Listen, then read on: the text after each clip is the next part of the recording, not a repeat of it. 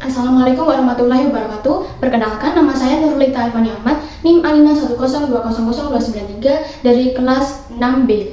Di sini saya ingin melaksanakan tugas UTS seni peran, yaitu menceritakan sebuah cerita anak. Cerita kali ini yaitu cerita katak dan ular. Nah, di sini ada beberapa pemeran atau tokoh dari cerita katak dan ular. Yang pertama yaitu boneka hijau ini akan memerankan sebagai Raja Katak, yaitu Frogmas, dan juga akan memerankan sebagai para pemberontak. Nah, kemudian ada juga boneka katak kuning ini akan memerankan sebagai Ratu Katak, yaitu Froglin, dan akan memerankan katak yang lainnya atau pemberontak katak yang lainnya, yaitu Froglet. Kemudian ada juga yaitu ular yang akan memerankan sebagai ular. Untuk cerita lengkapnya bisa ditonton setelah ini. Terima kasih. Alkisah, di sebuah sumur yang merupakan kerajaan katak, hiduplah Raja Frogmas dan Ratu Froglin. Rakyat dan kerabat Raja Frogmas juga tinggal di sumur yang sama. Semua rakyat katakku, serombongan nyamuk sudah mendekat. Siapkan lidah kalian. 3, 2, 1, dan serang! Hahaha. Bagus. Semua katak telah memakan nyamuk sehingga raja dan rakyatnya telah kenyang. Frogmas adalah raja yang hebat. Di bawah perintahnya, sumur itu makmur. Frogmas memperlakukan semuanya sama, baik kerabat ataupun rakyatnya, dan akan selalu menjaga keselamatan mereka. Dari dalam sumur, raja mendengar suara elang. Seekor elang, sembunyi! Semua katak melompat untuk bersembunyi di dalam air sumur. Elang itu hinggap di atas sumur dan berkaca melalui air sumur. Ia berkata pada dirinya sendiri bahwa ia sangatlah tampan dan gagah. Lalu, ia terbang lagi untuk mencari makanan. Semua katak muncul kembali ke permukaan. Setiap hari dia harus datang ke sini dan melihat bayangannya.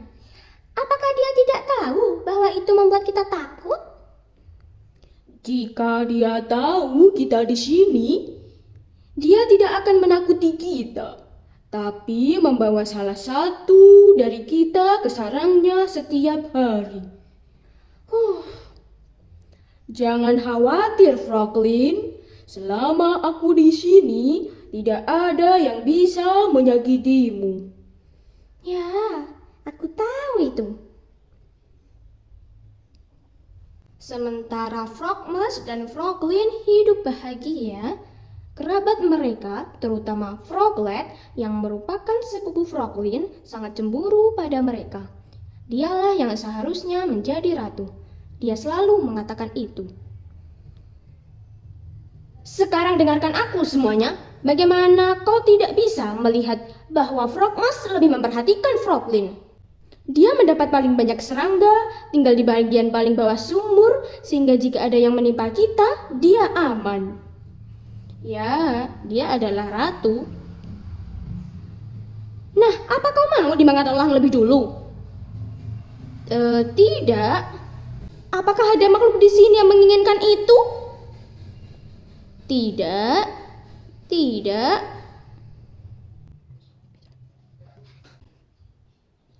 Baiklah, sekarang aku tahu kita semua memiliki tujuan yang sama. Serahkan saja padaku. Aku akan memastikan bahwa kesetaraan berlaku. Hahaha. Sekarang sumur ini akan menjadi milikku. Hanya milikku. Aku akan jadi ratumu dan sebagai tanda persahabatan aku akan memberikan Frogmas dan Froglin kepada elang. Hahaha. Ketika Froglet menyusun rencana jahatnya, dia tidak menyadari bahwa Frogmas telah mendengar semuanya. Dia menelan air liur di tenggorokannya dan menunggu dengan cemas untuk hari berikutnya. Itu adalah malam yang panjang bagi Frogmas. Saat pagi tiba, Frogmas keluar dari sumur dengan bantuan rantai besi yang digantung di dinding sumur. Kemudian dia langsung menuju lubang ular hijau besar yang dia lihat sebelumnya. Dari jarak yang aman, Raja Frogmas memanggil ular itu. Oh, Tuan Ular Hijau, tolong keluar. Sanapa yang dimiliki Raja Katak dengan musuh alaminya? Aku ingin menjadi temanmu. Teman, tapi kita terlahir sebagai musuh. Ular memakan katak. Kemudian, Frogmas berbicara kepada ular tentang rencananya dan mengatakan kepadanya bahwa ia ingin memberi pelajaran kepada kerabatnya. Aku ingin menghukum mereka karena memberontak terhadapku. Aku akan membawamu ke sumur dan kau bisa memakan mereka semuanya. Apa itu sumur kering? Tidak, banyak air di dalamnya. Namun, kau tidak perlu khawatir. Ada lubang yang bagus di dinding sumur sedikit di atas permukaan air. Kau bisa memakan para pemberontak dan masuk ke dalamnya untuk beristirahat. Oke, bawa aku ke sumur. Aku akan memberi pelajaran pada kerabat pemberontakmu itu.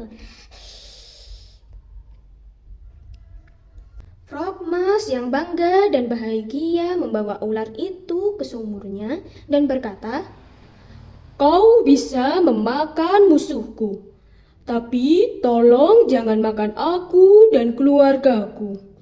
Tentu saja, tentu saja.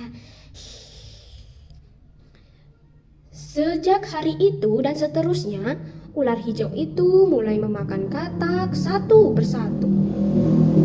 Seperti yang telah ditunjukkan oleh Raja Katak, satu persatu segera semua musuh Raja Katak dimakan oleh ular itu.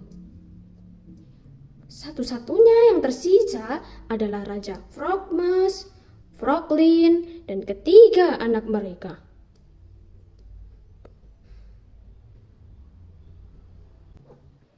Terima kasih temanku, semua pemberontak telah tiada. Sekarang kau dapat kembali ke lubang di luar. Kembali? Apakah bercanda? Aku telah mendapatkan rasa baru dan aku menyukainya. Sekarang aku akan memakanmu dan keluargamu. Hahaha. Frogmas merasa kaget. Dia menyadari kesalahannya. Dia segera berpikir cepat untuk menyelamatkan dirinya dan keluarganya. Akhirnya, dia memiliki ide dan mengumpulkan keberanian untuk mengatakan kepada ular. Ya, kau bisa memakan kami, tapi kami hanya berlima. Apa yang akan kau lakukan setelah itu? Aku tidak berpikir tentang itu. Ya, aku memikirkannya karena kau adalah temanku.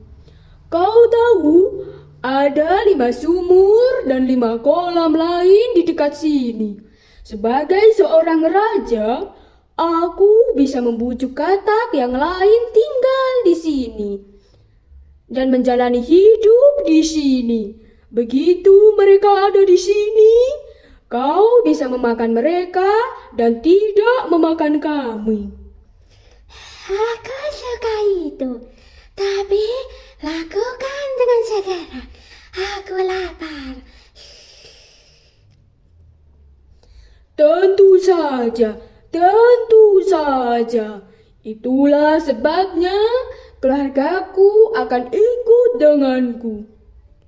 Dan kami masing-masing dapat pergi ke sumur dan membujuk mereka sehingga mereka dapat ke sini dalam waktu yang singkat. Masuk akal. Terima kasih, teman. Oh, terima kasih kembali. Maka Raja Frogmas dan keluarganya keluar dari sumur dan melompat tidak pernah kembali ke sumur yang sama lagi. Sementara ular menunggu dan menunggu. Akhirnya dia keluar dari sumur ketika elang melihatnya dan mencengkram dengan cakarnya lalu membawanya pergi untuk santapan makan siang. Untuk Raja Frogmas, dia belajar bahwa dalam hidup seseorang harus selalu berpikir 2 kali sebelum mengambil keputusan.